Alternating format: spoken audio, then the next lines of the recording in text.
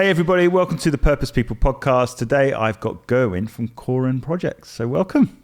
Thank you very much, Daryl. So been trying to get you on the podcast for a while, and looks like you got the memo. Dark blue jeans, black shirt, so we look pretty good today. I'll have to invest in a pair of black shoes as well. Eh? So today we're talking about your company, but one of the things I want to explore a little bit about you, because you had to make quite a big decision, you know, in terms of doing the company on your own. And a lot of people that are listening here might be sat on that fence of going, shall I start my company or shall I not? So what would you say to that question straight off the bat? And if I said to you, I'm thinking of starting a business, what would you say? I'd say yes straight away, obviously. And why would you say that? What's the greatest thing that you felt having started your business that you've got out of it? Apart from money, it is. Yeah, well, hopefully that'll come. Hopefully that'll come, but yeah. But I'm fortunate in that I've worked for myself actually since 2013 as an independent contractor. Yeah. And albeit it wasn't a company in the sense of, or a business in the sense of lots of people involved, it's never been such a big step for me to sort of say, right, I'm gonna go to grow business, because I've enjoyed that sort of independence for a long time. I just wanted to do it differently. Yeah. So if somebody was ever thinking of growing a business or going independent, then I would certainly encourage them to do it if they're that type of person that maybe they don't want to be working for other people. They want to be more independent. They want to be, I guess, in charge of their own destiny and taking their own path. And that's how I felt ultimately. And just a couple of years ago, a lot more strongly, having gone back into a staff job, and I thought, I really am in the wrong place. So I'm going to go back working for myself, but this time, instead of just contracting, I'm going to turn it into a business and take on too much work and bring in more people to deliver it. And you know what I quite like about that, because this is kind of journey I went on, is that I went freelance for a while, which is like the gun for hire, that you parachute in and you parachute out. And I think some people make that jump where immediately they go, right, I'm going to set up a company. And they put that huge amount of pressure on themselves almost from the get-go. And I do think there's a lot to be said for, yes, we talk about side hustles, but I don't think we talk enough about the contracting side of things, because obviously your company that works within project management are helping those people as well. They're the people that are contractors as well. So you know the journey. But I think there's a lot to be said for that person that feels they want to be more entrepreneurial, is to try that contracting for oneself, because I think it's there you realize that you are in part of a team, but you're not part of a team. You know, there's that thing of I'm on my own now, rather than, you know, I'm part of a bigger organization, so if it goes wrong, I've got the safety net. You know, certainly when I was freelancing, I felt like you know, I couldn't have a bad day. Obviously they replaced me, you know, so that you living with that pressure. That sort of stuff. What do you think you learned out of the contracting journey immediately from going, because you were obviously in full-time employment, and what was the biggest lessons you learned there? Well, I was an accidental contractor, really. Okay. So in 2013, I was offered the opportunity to join quite a major project down in West Wales, and the requirement of being part of that organisation, part of that team, was everybody had to be a limited company. Right. Okay. So and it felt really easy for me to get into that. Excuse me. Sorry. One of the reasons being is because my father's a carpenter and worked for himself. He was self-employed, so I was sort of used to that environment. So when that came my way, I just took it. The project was great. It was local, it was good money, and I thought, this is, coming back to your story, it's a bit of a halfway house. It's an opportunity to try it out, that sort of semi-independence. I've got work for the next 2 years at least, but I can be working for myself at the same time, so it was such a natural decision to make. But I think, coming back to the question, the learnings is, one of the things that I learned was just the small pieces of independence. So rather than requesting leave or holidays, you're just saying, I won't be around in 2 weeks' time. And things, and it's very subtle. And if you then go back into a staff role, a PAYE role, and you're in that environment where previously you had a little bit more freedom, you've got to request leave or holidays from a manager, it just feels a little bit more restrictive. Yeah. And you don't, and they're small things, but you put all those small things together, and before you know it, you're not really following your path type of thing, and it's something's cutting across what you really want to do, you know. So my biggest learning, I think, from contracting, having gone back to a couple of staff positions, was I had to learn. I couldn't understand why I was feeling that way. So the journey the last 2 to 3 years was to really double down on why, and then get into that sort of get back to what I really wanted to do and create the environment for myself. And you mentioned that obviously your father was a carpenter, so did he work for himself? He did, yeah. He had years where he was working with, you know, large sort of building companies, and then I remember when I must have been in primary school, he went self-employed then and got his own van. He had his own tools anyway and things, and worked in the local village, really, you know, and got a reputation for being a good carpenter, and was always had plenty of work. But I think as he got older, you know, it got more and more difficult. And he was working directly with Joe Public, in effect, which is a little bit different the type of work I get involved with. But I guess it was enough for you to go, you know what, that's a life. that's a life that he lived, and you know, it was a case of, okay, if he can do it, I want to go for it. Yeah. And I mean, there's definitely a lot in terms of that being modelled in someone's life, that, you know, you can see it with your father, you can see it with someone that you respect, and then you go, well, actually, you know, let's go for it and see what life looks like on the other side. And also, before I made that jump in 2013, I was working in a staff job then, and I'd moved from staff job to staff job. And I joined that team in 2011, actually, before I went independent.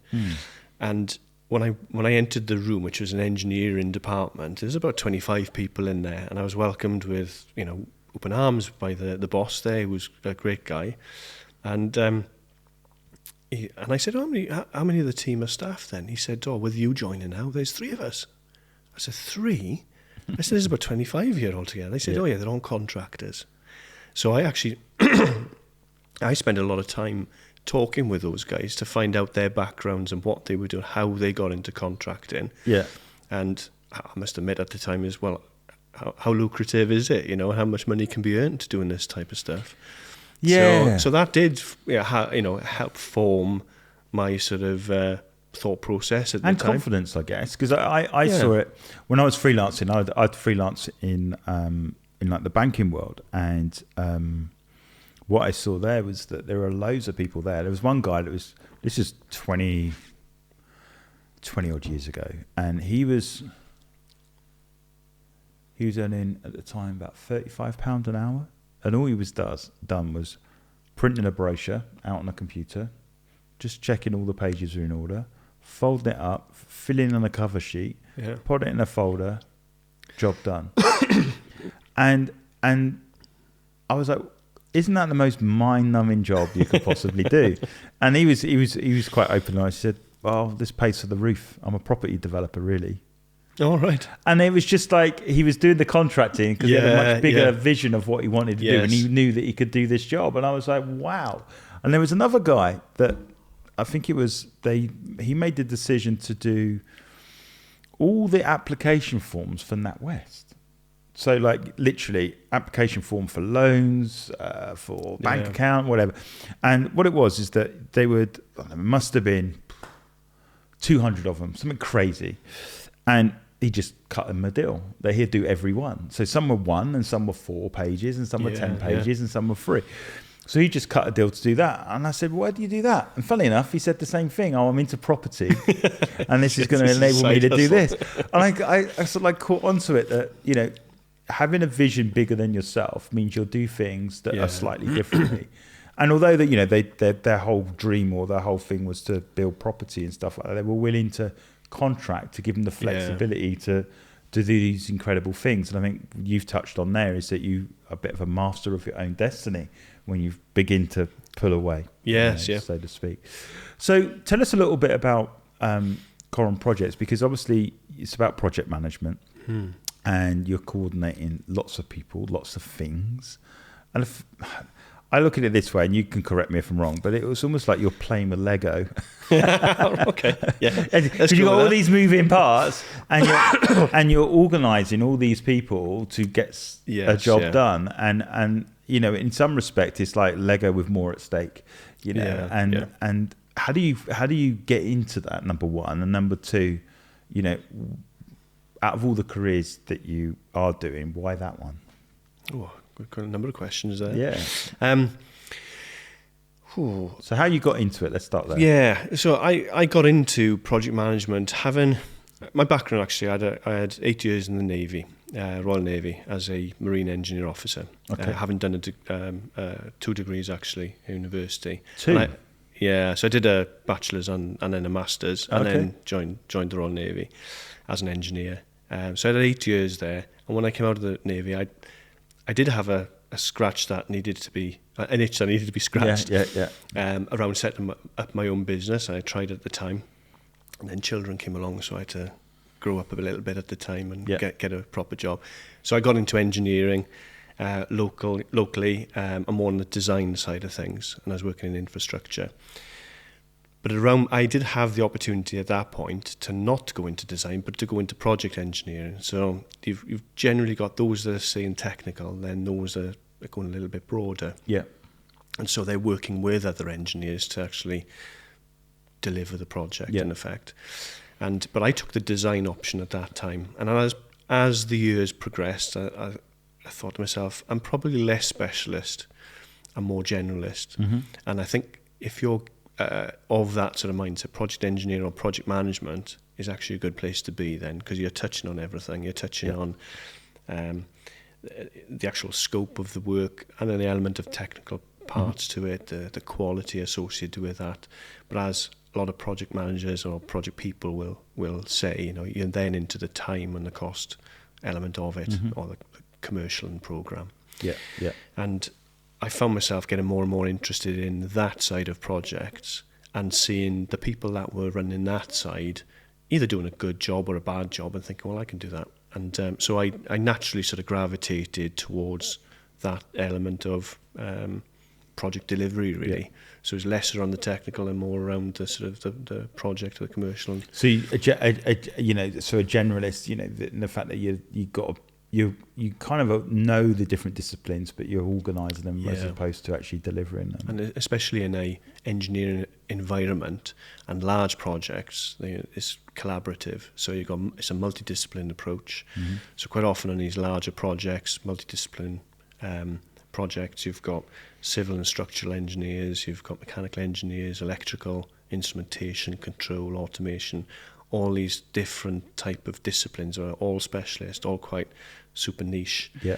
And it's pulling all that together. You're not the only person, you know, doing it. There's engineering managers, there's design managers, there are commercial managers, there are looking at all parts of the project. But ultimately the project manager is tasked with delivering it all. And you might not start as the project manager, you might be more junior as a project assistant. You know, there are careers that will take you not through the engineering routes, but you can start as project assistant, project coordinator, assistant project manager, and get yourself up to that project management role. But it quite often is occupied by somebody who's come up through the tech in an engineering environment. It's come through the engineering sort of path. Yeah, and then what sort of projects are you delivering on? So, I've been fortunate and like quite diverse, really. So even though my background is our initial work was marine engineering, and more specifically operating and maintaining warships. Mm-hmm. When I left, I've been involved with projects in the wastewater industry, advanced anaerobic digestion, which is biogas, and using that to create energy using combined heat and power plant. I've been involved in renewable energy projects, so whether that's offshore, floating offshore wind type of projects, and developing technology to support that. I was also involved in the Swansea Bay Tidal Lagoon project, so when that was going through years ago, another renewable one. And more recently, assisting with sort of large infrastructure projects, working with companies providing some resources into that, and actually managing some of the projects myself that are associated with upgrading or refurbishing large infrastructure sites like liquid natural gas terminals and and normal gas terminals or LPG type terminals as well. So it's quite quite diverse. Because I look at it and I go, well, so obviously let's go back to sort of like university or whatever, or college or whatever. But you made a decision to go to university, and then you obviously ended up going into the forces. Yeah. And you know, my father was in the Navy, so. Do you miss the forces? Do you miss that world or not? I do. I didn't do much with purpose when I was younger, I must admit. Yeah. So I sort of drifted into these things, and it was probably a lack of imagination that took me there in the end. But what took me actually towards the forces, where I grew up, was on the coast, and it's Carmarthenshire, and around Pendine and Cefn-Sidan, Pembrey, and there's firing ranges there, and the military aircraft would always be flying around. So that sort of sowed some seeds, and that's how I got a bit of an interest in the forces. Initially, was in the RAF, and then more recently into the Royal Navy. But I didn't specifically seek out a career in the services. It's just I wanted to go to university. I wanted to leave where I was and start my journey. So I went to university in Leicester, did mechanical engineering there. While I was there, I explored the opportunity of doing a master's in America, having spent a summer there actually working in a roller coaster park. Oh, whereabouts in America? Ohio. Oh, okay. Yeah. So it just broadened my horizons a little bit. But through that application, looking at, doing a postgraduate degree then, we couldn't afford for me to go as it was, but I was fortunate enough to pick up a scholarship and then did a master's in Swansea. And then while I was there, I still had the interest in joining the services. My eyesight had deteriorated, so I was definitely not going to be flying. So I thought, well, I'm in the engineering sort of route path now, I'll carry on with that, and I put an application in, and that's how I got there.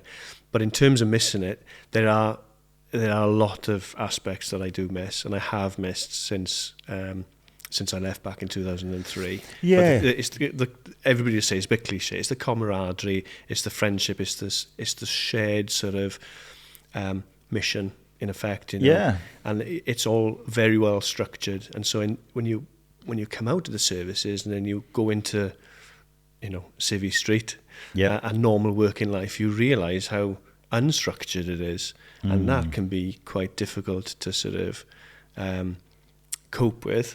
But actually, I enjoy that now.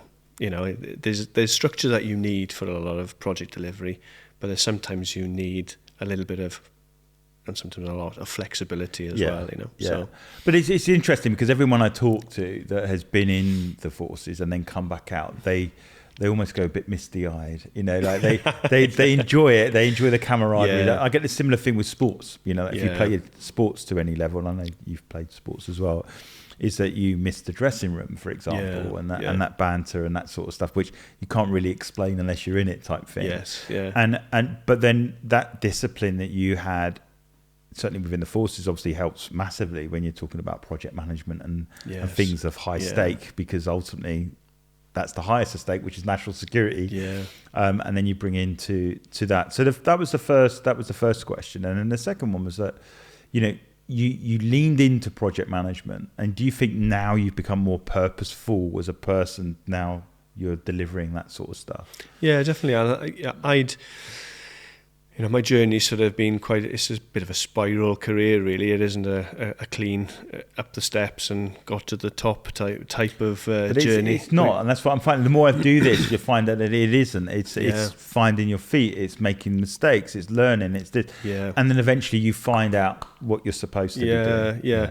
And it'll be, I've said for years, I can't wait to get out of engineering, because I've been doing it for so long now. Yeah. But in looking at, when you look at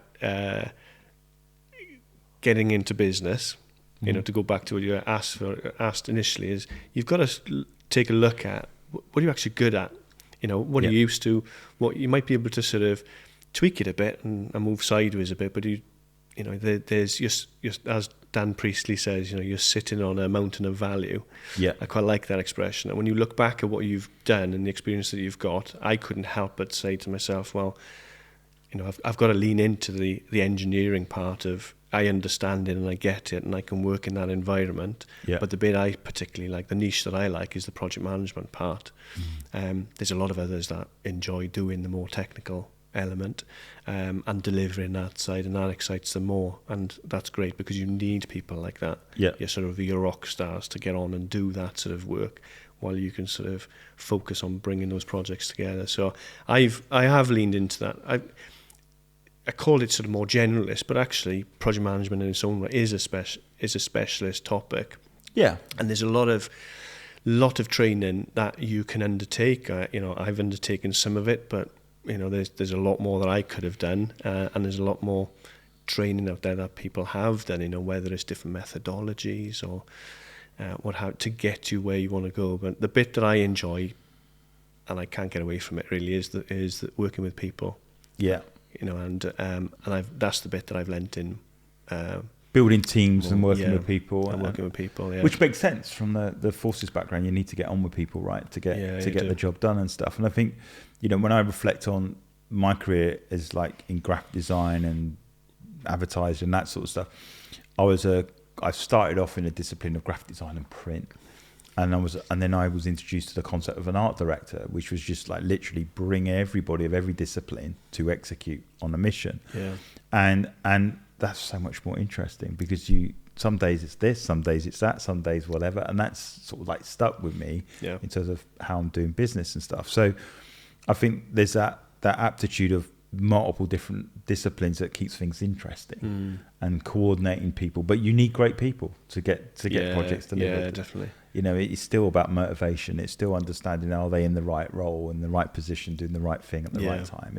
There's that science of figuring those things out and keeping people accountable. It's a constant juggling act because, you know, you've got even on the project management side of things, there's the technical requirements of running those processes. You know, so whether it's the tools that you use in the processes and following a system to a certain degree, but not having it so rigid that when you need to think a little bit outside the box and get the best out of people, that you can flex it a little bit. But it depends also on the environment you're working in. If you're in a highly regulated environment and the project management deliverables are, you know, they're really specific. Yeah.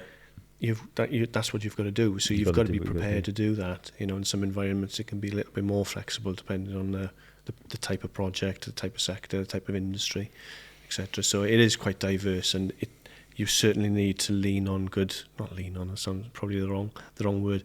You know, you need the support, or you need to be supporting those people within that project and give them what they need and to be able to do the good job, you know. So that's the environment where they can deliver it mainly safely. You know, you can say on time and to budget and things, but inevitably things change. But it's hard going. No, we get it. We've been working with some large constructors, and you know, we had a project. We spec'd out all the time frame and everything else, and then we get I know what they've said, but could you do it in half the amount of time? Well, we could, but it'd be rubbish, you know. And it's understanding and negotiating and dealing with those types of people. Stakeholder management. There you go. Stakeholder management. So from your perspective, what does word Coron mean? Because it's a Welsh word, right? It is a Welsh word, yeah. Going back to 2013 when I set up the business, I had to make a decision pretty quickly, and I needed a limited company vehicle, and I wanted a Welsh word, and I wanted one that could be pronounced by Welsh people, but English people as well. English people ruining anything that sounds Welsh. There's a lot of words out there that are very difficult to pronounce. But Coron actually means crown. Ah, okay. Yeah, so that's the that's the translation for it. And you know, as you know, you've helped us a lot with the branding. Yeah. And it sits quite nicely with, you know, the branding that we've got, which is around sort of mountains. Yeah. You know, so it's the crown sits on the top of the mountain type of thing, you know, but it fits really and that's well. An interesting one, because I want to touch on that a little bit, because you're very much an outdoorsy person, aren't you? You like to do get out there and walk on mountains and stuff like that. So I do, yeah. What does that do for you? Because obviously you quite tight, controlled environment, and then you hit the wilds where it's just open space and stuff like that. And I guess there are certain principles you've got to play with. Yes. But it seems quite contrasty to the spreadsheets and the timelines and all that. And then let's go climb a mountain. So is that the way you unwind? Is it the kind of thing that gives you some brain space, so to speak, in the everyday? I don't. Well, first of all, I don't get out as often as I'd like to, I must admit, and I should be doing more of it. But and actually, it depends on the type of walk or the type of hike that you want to do. Sometimes, you've got to put the plan and the preparation in, which you could, liken that to managing a project and getting ready before you execute. But a lot of the times, and I tend to walk routes that are quite familiar to me. I used to run quite a lot as well and do a bit of trail running.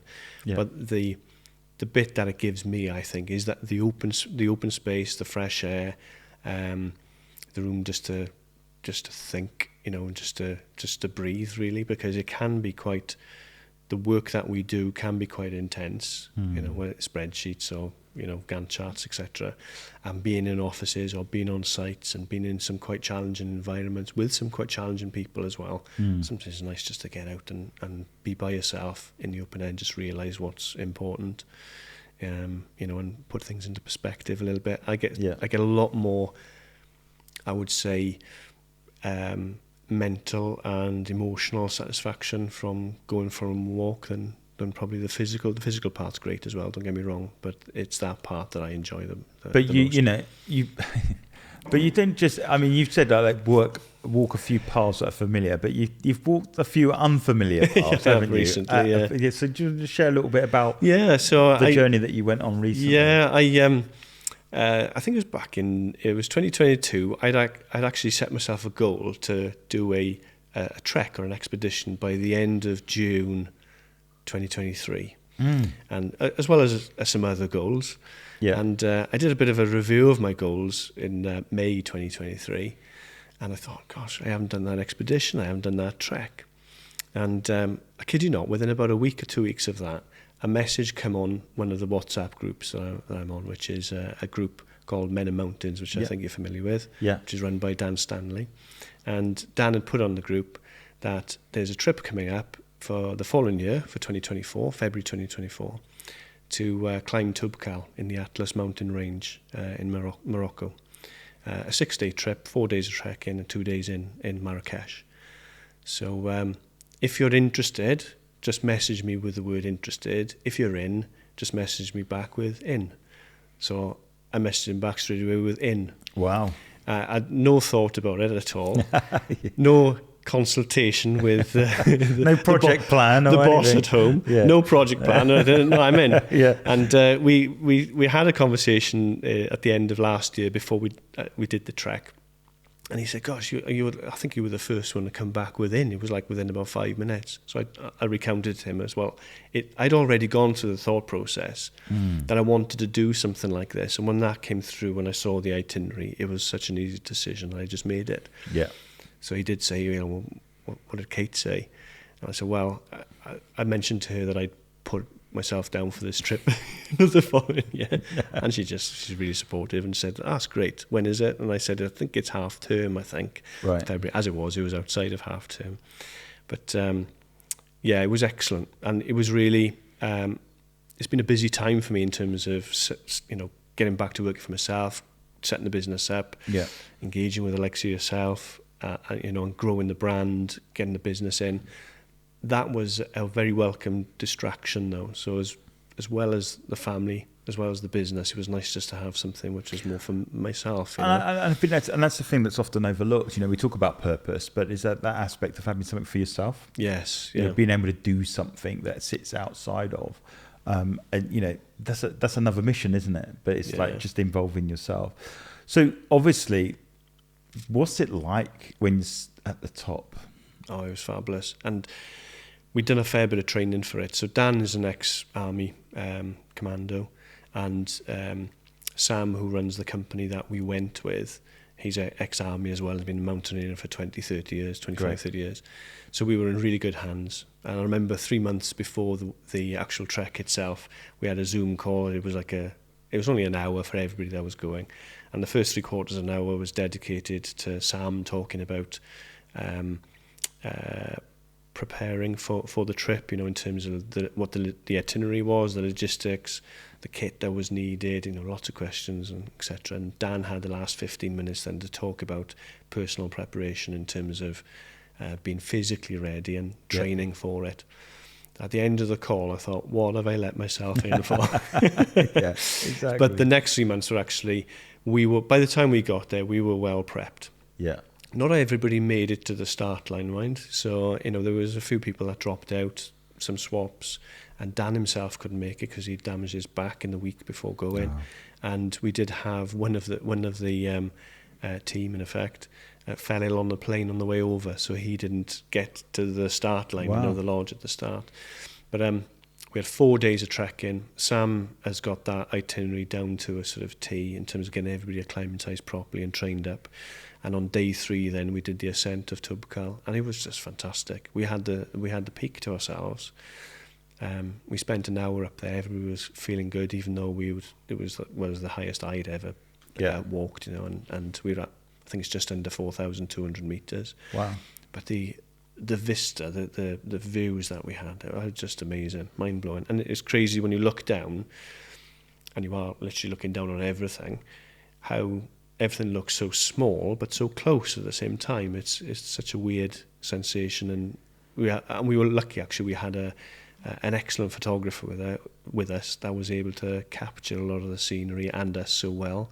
So it was so many brilliant memories made and captured, but no, it was great. I couldn't stop thinking about the trip actually for about a week after we got back. It was just occupying my mind all the time. It's hard to work. I was trying to get myself back into the work mindset, and I kept drifting off onto the top of the mountain.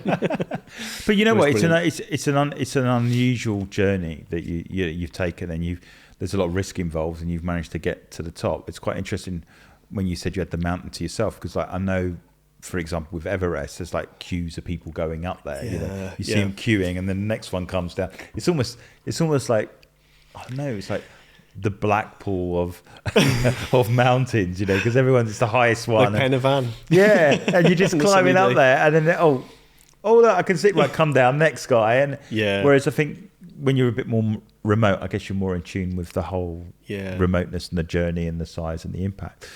But in terms of you as a journey, obviously you were project managed on that journey. Yes, yeah, effectively, and you've now seen the end result, and those are memories that last a lifetime.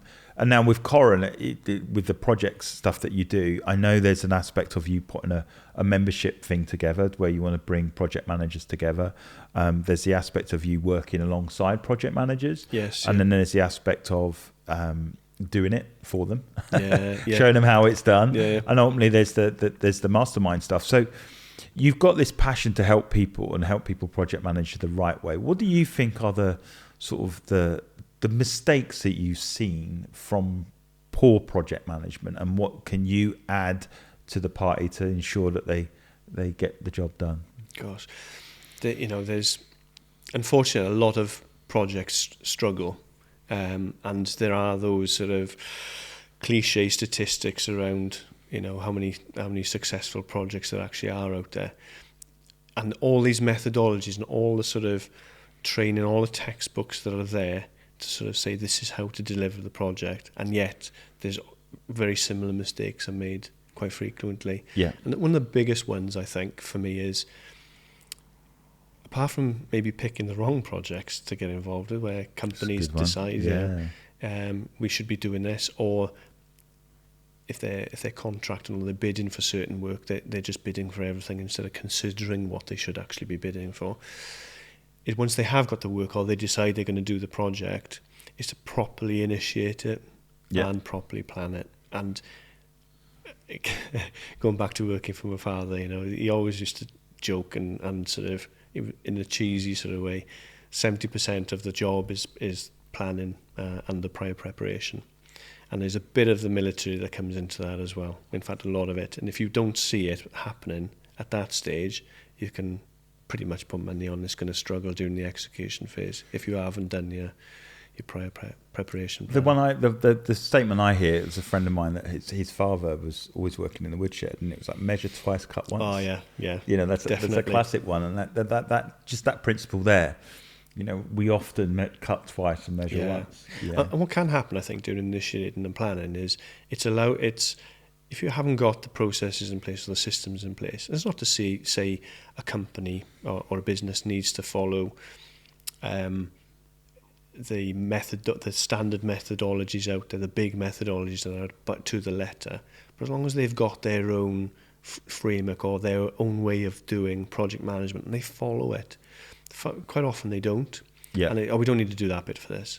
But actually you miss that sort of part, and then there's a gap. And maybe you didn't have the debate, maybe you didn't have the information come through, the challenge, maybe the confrontation around, healthy debate then around what's right and what's wrong for this project, and it sort of slips through, and those things are magnified then tenfold when it comes to the execution phase if you haven't done your due diligence at the start. And it doesn't just come from the project manager, that comes from, I see quite often in businesses, whether they're blue chip or they're large national companies, or where I specialise now is more with the small and medium-sized companies, is the leadership at director level or project sponsor level, making sure that the team is actually going through the process and keeping them accountable to doing that properly, so that when the start gun is fired on execution, that team's ready. The readiness reviews have been completed and they're good to go. So, it's like a pilot, right? Like we talked about, the pilot will go through the myriad of checks before they even take off, and you can compromise on that, but it doesn't mean then you're going to get to the destination that people have paid for. Do you know what I mean? And I think you have to. I like what you said there. It's almost like you have a framework in place and you follow the framework. Now there might be some up and downs and slightly different scenarios, but at least you've got essentially routes along the mountain journey. You've got your base camps, and you're going up to the top, and what that does is enables you to have these checkpoints to get to the summit. And I think it might be a particular section or segment of the journey is harder than maybe the other one, so the depth of time might be longer, but then again you still followed the principles in order to get to where you need to get to. And I think that's important. If you're going to climb a mountain, then you're going to have to do these things. It doesn't matter if it's this big or this big or this big. We still need to do these following principles. And I think you're right not to compromise on those things is where the safety is, because everyone knows what next looks like. Yeah, exactly. They might not know the nuances because of the particular project, but at least we know we're at this stage now. Yes, yeah, exactly that. There's two things I was thinking then when you were the analogy of the aircraft. Yeah. And it reminded me actually, pre-start checks before sailing when a ship is prepping to go. It's the same process. Doesn't matter if you're on 24 hours notice or 4 hours notice, you would still go through certain checks. Yeah. In some instances, depending on the speed that you need to get away, there were things that you might not do, very rare, and it would be tailored depending on. But you'd probably still ask the question, wouldn't you? You still have to. Is it a yes or no? Do I need to adjust? You'd still ask it. Yeah. You may not do it, but you'll still ask the question. And it's like, no, in this instance, it's going to be a no, but and yes. And the other one was actually kit preparation when we were in Morocco. The first day that we were doing the trek, it was carnage in these dorms and rooms we were in, because the kit is going everywhere and everybody's like wondering if they've got the right stuff. But by the time we got to the fourth day, there's like an element of calm, because everybody's practiced that process of preparing their own equipment, what they're going to be wearing that day, where everything is in their bag, etc. Yeah. And sometimes I think we don't, and everybody in their head is following the process that they've now developed for getting ready to go on their hike or their walk. Yeah. And it's a bit like individual businesses. As long as you've got your own process and you practice it, you'll get better at it. Yeah, of course. So, so I love analogies. But the point is, again, it's like talking about this before, is that it doesn't matter what career you've been in, there will be things that you learn in each one of those careers that enable you to do the next one better. Yes, yeah. And so, for instance, with your experience in the Navy and now taking that into project management and certainly managing bigger projects, that structure you've seen work, and it's like, well, I'm putting a similar structure in the project management world, and we follow that, and that's the safety for everybody, because ultimately, if you're on a ship and you're 1 degree out, if you travel 1 degree out for a long period of time, you're miles out. You're probably in a different country. Yeah. And it's the same. If the project's off slightly, you might build something that looks nothing like what we set out to build in the first place. Yes, yeah. So it's and even if it's mountains, you might not make it to the top. I've read I read a book called Rebel Ideas. All right, okay. And the author's name I always forget. He's quite a famous author. But anyway, in Rebel Ideas, he talks about Everest. There's a Netflix film called Everest. And they basically, people paid them to go up to the top of the mountain. Yeah. And what happened in that journey was that the guy that headed it up was very like, I'm the man, this is the way it is. And that actually became his undoing. And so basically they climbed up the mountain, climbed up Everest, and the story goes that not everyone made it back. Most of them made the summit, but most of them didn't get back. And part of the reason is that there was none of that, understanding that everyone's got a role to play. It was like, no, I am the role, and everyone just bows down to me type thing. And in that process, there was a meteorologist in the team that noticed that if we keep going, we ain't getting back. And yet they suspended the questioning and the conversation, which they knew would be the right thing to, hang on a minute. And they went up and they didn't all get back. And the point of it is that you need a whole load of different people in order to get to the top. Everybody has got their different disciplines, and not one person can see everything. It doesn't matter how experienced you are.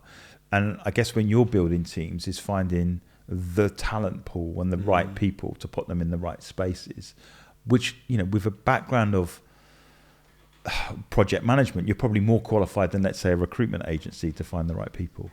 Yeah, it's one of the... It's certainly one of the strengths we want to sort of lean into with Coron Projects, is that we're project professionals, and we know what it's like to go into a project and be working alongside other team members or doing it for them, as you say. And it, it can be, there are some tough jobs out there. Having that knowledge and also supporting team members that are going in to deliver that work is certainly something that I think sets us apart a little bit from not a little bit, a lot from recruitment agencies, where a recruitment agency would be working on behalf of the company to find somebody to put them in, and then they're off into the next job, trying to place somebody else. We stick with that company and support them through. In terms of when you are in there, and yes, there's building teams and maybe moving people around, quite a lot of the time you've just got to deal with what you've got. The team is set, and your client or our clients already recruited other people into it, or they might even be, I was going to say even worse, they might be from their own company. So it can be quite challenging, because they know their own processes, and they know where there might be some gaps in their own processes as well. But working with people that accompany people and then managing them can be challenging as well. So one of the things that I think we're particularly good at is making sure everybody in that team has a voice. Yeah, there'll be good ones, there'll be bad ones, but it's making sure that it's not being distracted. We're not going to be trying to scale Everest when actually everything's saying that we're not going to succeed, or it's going to damage people. And likewise with projects, if we can see that there are dangers ahead, or there are risks or issues that are coming up, it's like, how do we deal with that? And a lot of the time, what we find is in projects, and coming back to the analogy, is like the scope of the ascent of Everest is, you want to get there in a certain amount of time, take all the people up there and come back down. Yeah. But the thing that you've got to be mindful of is the issues that you're going to encounter, the risks involved, and being ready to manage change. And they are three areas where I think companies, especially smaller companies that maybe don't have detailed or developed processes, are maybe not so practiced at being able to manage those parts. Maybe bigger companies are better at it. It's more of a discipline, risk management, issue management, change management, and the smaller companies not. That's the bit, I think, where we can add value. Listen to the people that have the information, look at the environment, the conditions, that's the key one. Yeah, and being able to adapt. Yeah, because that's the key one, because it's like, you know the principles to get to the top. You kind of got an idea for the environment, but, as part of the environment is the weather. Yes, yeah. There are variables there that you might not consider, and I think that's what comes with experience, and certainly like yourself, where you're involved in lots of projects and lots of project managers, and that you have this collective knowledge, which is what Matthew Syed is the Matthew Syed, and what he said is he talks about it's about a collective wisdom, and when you have that collective wisdom, so like if you are managing lots of project managers and you have the collective wisdom of all these projects that have gone before and all these projects, then surely you're going to have more of an insight than the company that delivers 1 and 2 and 3, because linearly they might have only delivered 50, but because you've worked with so many, you've delivered say 250. Of course you're going to have more insights of what could go wrong or what we've not considered. One of the things he talks in the book about is summit fever, where you see the summit, and it's like, well, we're close, so let's just go for it, which is kind of in a way what happened with these guys, is that let's just get to the top anyway and we'll figure out how we get back down afterwards. But you may never get back down, and that's the sad thing of it. And it's to say, look, even though we're close, we still got to do things the right way, to be able to finish and deliver on time. And you can produce a project at 98%, but until you've done that last 2%, it's still not finished. Exactly. So it's just done. And then once you finish, maybe part of the process is that evaluation is, could we have done it better? Maybe we should have gone up the other side of the mountain instead. And it's so people can race to the summit, and then there's a danger there. The other danger then, in a way, is this analysis paralysis. So you can see the summit, you can see the end, but then you're paralyzed by, what if it goes wrong? What about this? What about that? Instead of, we just need to keep moving forward. We're okay. And it's having the sort of foresight, maybe it is experience as well, but actually using the tools that you've got and the people that are around you to sort of make decisions and move forward. Sometimes, we've got a really empowering set of values for the business, and the first one is decisiveness. So it's being decisive around making that decision, and maybe that is a sort of a force. A decision is better than no decision. So, and even if you're maybe not making a decision, you actually are making a decision by not making one. No, you're right. But you can be faced with that final ascent, and suddenly you can see a team sort of, they've been working on something on this project for so long, they've got that far, but they just don't know how to finish it off and get to that closure type of thing. So it's helping them along with that. Absolutely. And I think for me, one of the things he talks about in that book is around that whole rebel ideas and the collective, is saying there are some people that, let's get to the summit. There's some people absolutely skilled in packing down, for example, and then reevaluating the project and stuff like that. So that is to be in part of the process, that you got some people that conquer the mountain and they're like, I'm done. Mentally I'm done. And it's like, well, that's still not the whole job. The whole job is now we've got to pack down, we've got to reevaluate, we've got to make sure everything's packed properly. So for the next team that goes up, we've got all the kit to do it again. So it's an interesting, the mountain analogy is a really good way. And I think, obviously you've done it for real. And you can obviously look at that in terms of project management and helping people. So from your perspective then, in terms of project management, is there any insight that you've learned in your years of experience? Is there an overriding lesson, principle that you say, what, that's one of the best principles I've learned in this journey that I could add value to someone today? Well, I think it's part of the people part of it, and it's certainly communication, and it's being, if you can't get that fundamentally right, the project will struggle at all levels. So, and it is hard to get the communication right. You can put it down in a process. You can put it, this is the communication management plan, and you can get all that. But in fact, communicating the communication management plan is also sometimes overlooked, in terms of who needs to see what at what time, who needs to be involved in the decision making, and personalities, do have an impact on how projects are delivered. But certainly the communication element of it. And you could apply that to any sector and any industry. And if you can't get that right, if you haven't got people that are skilled with people management and that communication part around managing the people, then you could have all the best tools, the best technology, the best resources, maybe even the best people. But if you can't get that right, you're gonna struggle. The two things that stand out there. One is clarity promotes or creates confidence. Yes. So if you can give people clarity, they have confidence in being able to achieve it. And the key thing I'll pull out from what you just said there is there are people with different personalities. Yeah. So Definitely. you could be clear to one group of people and they absolutely get it. But to the next bunch of people don't understand what you're talking about. Because they may be more analytical and they have a lot of more pictorial.